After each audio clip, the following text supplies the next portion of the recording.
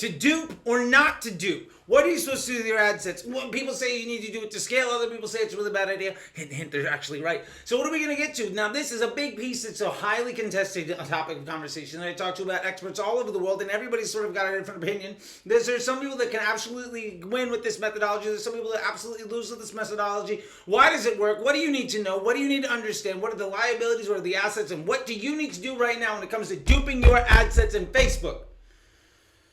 Whew! By the way, if you like what I have to say, go ahead and hit that subscribe right there, and you won't miss any of this stuff. Every week we got 2 lessons. Every week we got story time. Every week there's a live. All sorts of fun stuff. And if you enjoy all of these things, it mean the world to me if you could tell one friend. But anyway, duping your ad sets inside of Facebook. What do you need to know? Let's get to it. So,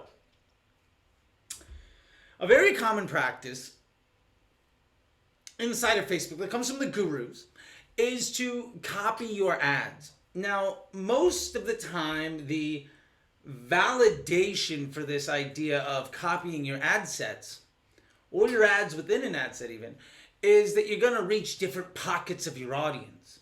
And the idea basically being that, well, if we can spend money here and it works, why not spend the same money in 4 or 5 different times and just try to scale? Now, I'll be honest with you.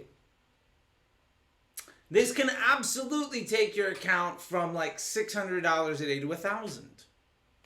It might even get you from $1,500 to $2,000. But it's never going to get you to $5,000. And it sure as hell is never going to get you to $20,000 a day in spend. Now, there is a law of diminishing the returns that comes from here. And I do see a lot of Facebook experts preaching this because they don't understand how their business actually works, how their client's business actually works. So let me break down first what the theory behind doing it is. If you have an ad set that is doing well and you duplicate it, theoretically you'd have 2 salesmen all going after different customers.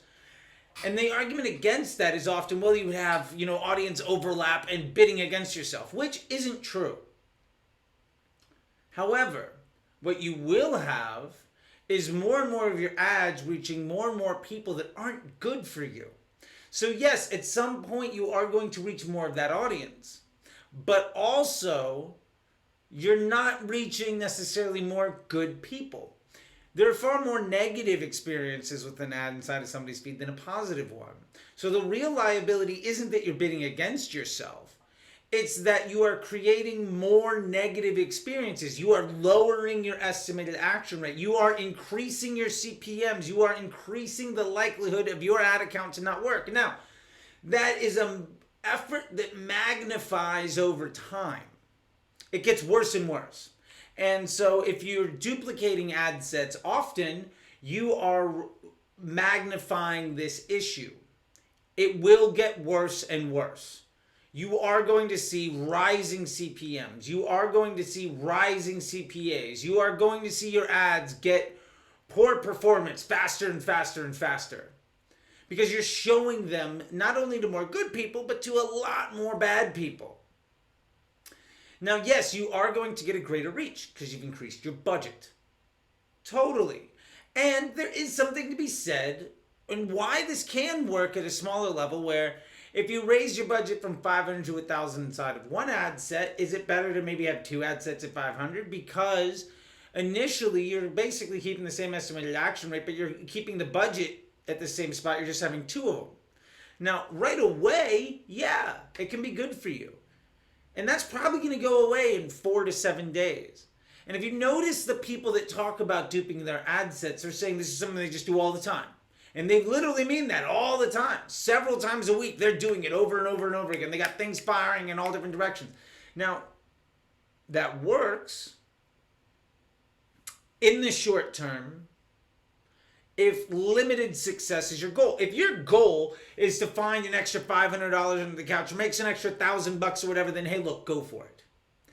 If your goal is to build a business and get to 7 figures, you're never going to get there doing this type of strategy 99% of the time.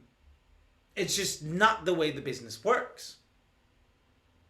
So, with that being said, what we really need to be mindful here is, why does it work? And again, it works because we do see initially some decent results, because we haven't really deprecated our estimated action rate yet. And we're keeping our reach higher, and we are keeping our budget low against any individual ad. Where this creates problems is that you now, when you extrapolate this out over 5, 10, 20 times, whatever, you are effectively keeping every one of those ad sets dumb, and you're actually making it dumber because you're not investing more into it. You're investing into other competitors, and it doesn't grow from competition. So you're investing in resources that you don't intend to use long term, which ultimately limits your ability to see stability at a larger level. Also, once you have 5, 10, 20 moving parts, it's a lot harder to understand what goes wrong. Anybody will tell you it's far easier to fix a simple machine than a complicated one. If you have 100 moving parts, it's infinitely more difficult to solve a problem than if you have 3. It's not 30 times more difficult, it's massively more than that. And what I mean by that is, if you've got one ad set with 3 ads versus 10 ad sets with 5 or 10 ads where you got each ad maybe duplicated once or twice and a bunch of other things, Facebook's goal is to deliver a consistent, stable result. Your goal is to take that stable, consistent result and improve it. That's the big thing here. Can you take something that works and can you make it better? That's what really matters. So when we're talking about this, what we're really getting down to is, are you trying to set yourself up for a short win today, or for long-term success? If you want to go from $500 a day to $800 a day, you can 100% manage this duplicating ad sets over and over again, because you don't really have that much work, and you're probably not really using machine learning that much, and you're kind of struggling uphill all the time, but you're willing to work as hard as possible because long-term growth isn't a goal of yours. If your goal is to get from 500 a day to 800 a day, the way that you get there is very different than if your goal is to get to 8,000 a day. And that's the big piece. And generally the people that talk about duplicating their ad sets talk about Facebook performance for their clients. And you know who doesn't give a shit about Facebook performance? Your banker, your finance department, your customers. They don't care about that.